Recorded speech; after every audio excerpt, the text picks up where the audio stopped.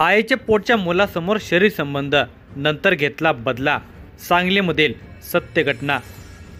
माणसाला ताकदीचा इतका माज येतो की तो गुन्हेगारीलाच आयुष्य बनवतो.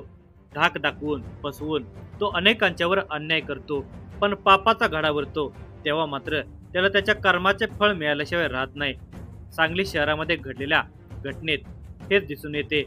महेशने फिरोशी मैत्री केली, त्याच्या बायकोशी अनैतिक संबंध निर्माण केले, नंतर त्याला दारूचे व्यसन लावले आणि एक दिवस त्याचा खून केला. शिक्षा भोगून आल्यानंतर पुन्हा तो तिच्याशी संबंध ठेवू लागला. तिच्या मुलांना धाक दाखवू लागला. तुझ्या बापाप्रमाणे तुलाही संपवेन अशी धमकी देऊ लागला. या त्रासाला कंटाळलेल्या त्या मुलाने मग हत्यार उचलले आणि त्याच्यावर भर रस्त्यात वार केले. या हल्ल्यात त्याचा मृत्यू झाला. बापाच्या खुनाचा बदला घेणारा तो तरुण आज गजाआड झाला आहे. या घटनेची सविस्तर माहिती पुढे पाहण्या अगोदर जर तुम्ही या चॅनलवर जर नवीन असाल तर प्लीज आपल्या या मराठी चॅनलला नक्की सबस्क्राईब करा. सांगली शहरातील कुपवाड रोड यशवंत नगर येथील आंबा चौकात असणाऱ्या इंदिरा हाऊसिंग सोसायटीमध्ये महेश प्रकाश कांबळे आपली पत्नी, मुले आणि आई वडिलांच्या सह एकत्र कुटुंबात राहतो. त्याचा भाजीपाला विक्रीचा व्यवसाय आहे. याच व्यवसायातून त्याची ओळख फिरोज उर्फ बडे शेख याच्याशी झाली होती. यातून ते दोघे चांगले मित्र बनले होते. महेश हा नेहमी फिरोजच्या घरी ये जा करत असे. फिरोजला 2 लहान मुले होती. फिरोजची पत्नी सुंदर होती, ती महेशच्या डोळ्यात भरली होती. फिरोजच्या घरी जात असल्याने त्याचे तिच्याशी बोलणे होत असे. यातूनच दोघांच्या मध्ये प्रेम संबंध निर्माण झाले. सुरुवातीला फक्त इशारे होत होते, पण हळूहळू ते दोघे एकमेकांच्या इतके जवळ आले की त्यांच्यामध्ये शारीरिक संबंधही होऊ लागले. अशा तऱ्हेने मैत्रीण महेशने मित्राच्या पत्नीशीच आपले सूत जुळवलेले होते. तो फिरोजच्या अपरोक्ष त्याच्या घरी जात असे. आपले प्रेम संबंध फिरोजच्या लक्षात येऊ नये म्हणून त्याने फिरोजला दारूचे व्यसन लावले. त्याला दारूच्या पेल्यात बुडवून तो त्याच्या बायको बरोबर रंग उधळू लागला. दारूसाठी तो पैसे पुरवू लागला.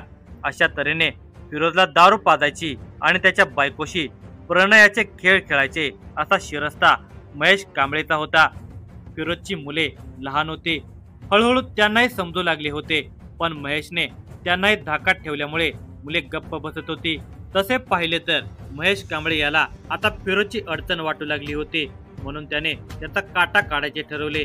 त्याप्रमाणे 2021 साली फिरोजला दारूच्या नशेत तर्र केले आणि त्याच्यावर चाकूचे घणाघाती घाव घालून संपवले.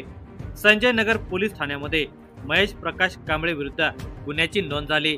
तो आणि त्याचा साथीदार या खून प्रकरणामध्ये गजाआड झाले. या घटनेला 4 वर्षे होऊन गेली आहेत.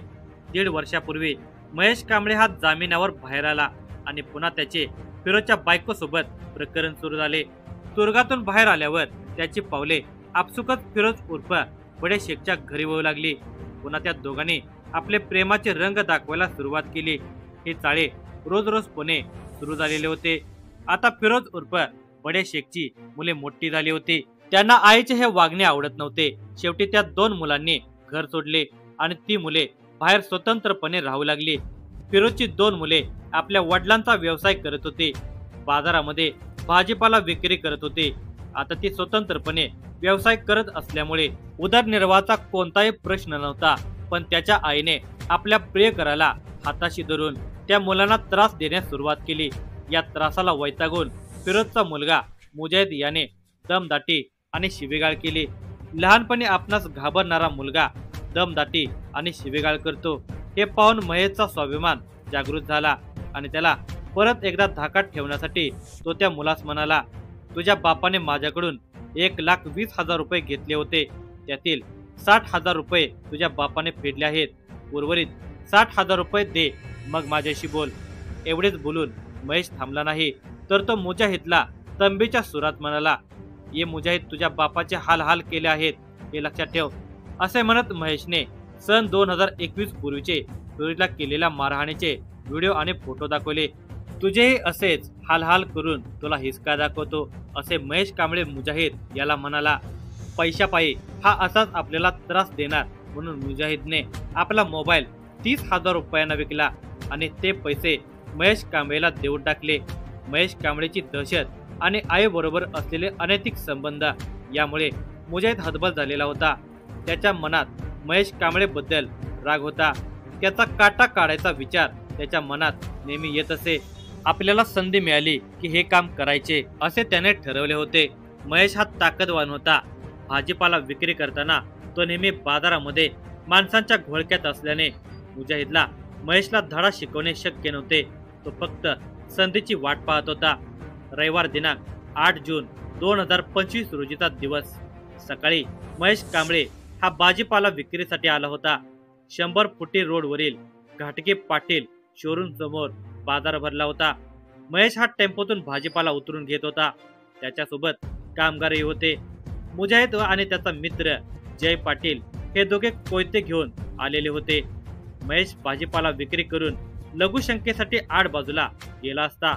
मुजाहिद आणि जय पाटील हे दोघे त्या ठिकाणी जाऊन त्यांनी पुरत्या द्वेषाने कोयत्याचे घणाघाती घाव महेशच्या डोक्यात आणि पोटाजवळ घातले. हे सुरू असताना मी आता मेलो असे ओरडत रक्ताच्या थराळ्यात पडला. आपले काम तमाम केल्यानंतर मुजाहिद आणि जय पाटील हे रक्तालेले धारदार कोयते हवेत फिरवत मोटारसायकलवर बसून पसार झाले. इकडे घटनास्थळी 100 फुटी रोडवर महेश कांबळे बेशुद्ध पडलेला होता. रक्तस्राव सुरू झालेला होता.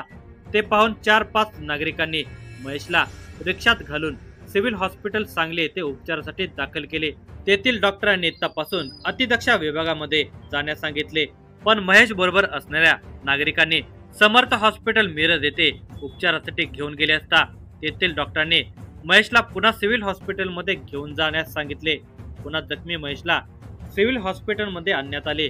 तेथील डॉक्टरांनी तपासले असता तो मृत झाल्याचे समजून आले. दरम्यान या घटनेची माहिती सांगली शहर पोलीस ठाण्यात समजल्यानंतर पोलीस निरीक्षक संजय मोरे, उपअधीक्षक प्रणिल गिल्डा हे घटनास्थळी दाखल झाले. पंचनाम्याचे सोपस्कार पार केले. यावेळी आरोपीच्या शोधासाठी उपअधीक्षक प्रणिल गिल्डा यांनी तपासकामी सूचना केल्या. महेश प्रकाश कांबळे खून प्रकरणी महेशचा मेवना विजय गणपती कांबळे यांनी सांगली शहर पोलीस ठाण्यात फिर्याद दिली.